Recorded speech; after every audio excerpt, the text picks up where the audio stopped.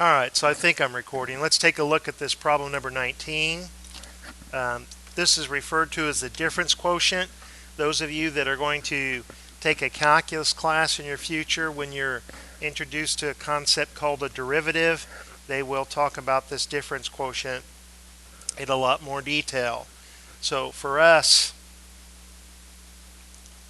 this expression in the numerator, we've got two things to plug into this function. We're going to plug in a plus h. That's going to be the first term.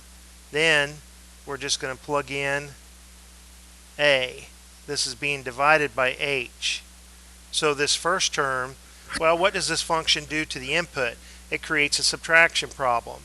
3 times the input, which this time the input is a plus h, and then it's 3 times the input minus 1. That's the first term.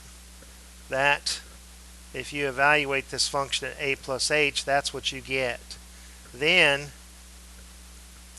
let's subtract when we evaluate f at a. Now, since we're subtracting more than one term, we need parentheses around this. So if the input is a, everywhere that there's an x, we replace it with a. So we've got 3a minus 1. So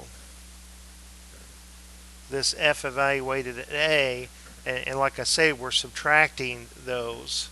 That's being divided by h. Let's distribute the 3 through.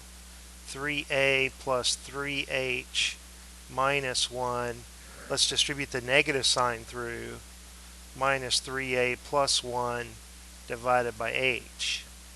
When you're doing this difference quotient in the numerator, if the term does not contain h, it's going to end up canceling.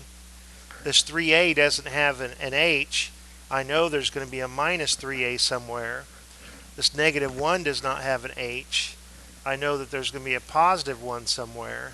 So this numerator reduces to just 3 times h being divided by h, and h divided by h is 1. So our final answer is 3. This difference quotient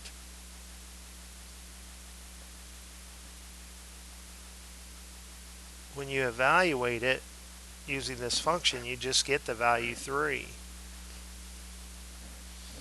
Now, I'll do this on another video.